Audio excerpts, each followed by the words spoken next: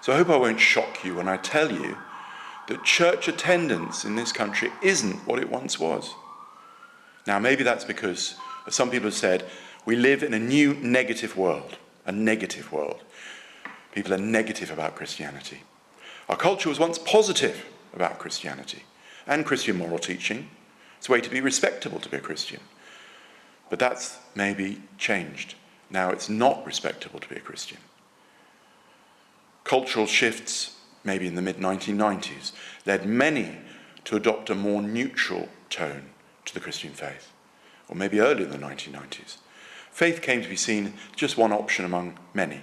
And today, Christianity is viewed negatively, not just I'm spiritual, but not religious, but we now live in what's been called a new negative world. In this new world, being known as a Christian, is not respectable. It gives you a lower social status. Christian morality is now openly repudiated because it's viewed as being a threat to a new moral order. It's for old people, boring people, for bigots and gammons. Now, I don't know if you saw the opening ceremony of the Olympic Games in Paris. There was a moment in the ceremony that seemed to me like proof that we now live in this negative world as Christians. A world where people are negative about Christianity. Not positive, not neutral, but negative. Ceremony featured a scene where a group of cross-dressers, including a notably rotund woman wearing an aureole halo crown, posed themselves at the table in a style that parodied, it seemed, an iconic image of the Last Supper. It was an act of gross, flippant mockery of the Christian faith. And that's what the organisers wanted to present to the billions of people who are watching. They had their chance, and that's how they took it. One bishop in America commented, "This deeply secularist postmodern society knows who its enemy is. They're naming it, and we should believe them. They're telling us who it is." You know who it is? It's us. It's us.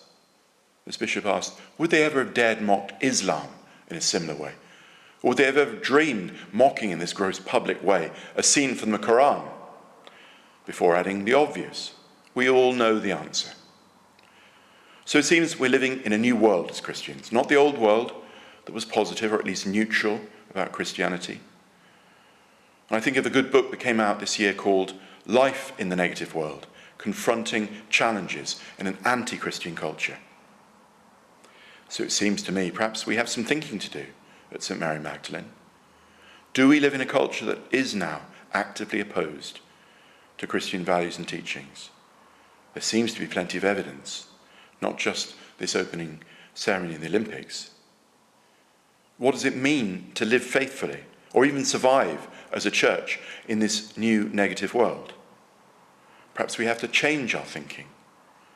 Perhaps we have to change our assumptions, because our assumptions belong to lost worlds in which Christianity was something positive, or at least neutral. That was then, but this is now. So do we need to rethink how we bear witness to our faith in a new negative world? How we survive, how we resist the world? The world is pushing pretty hard. How do we push back?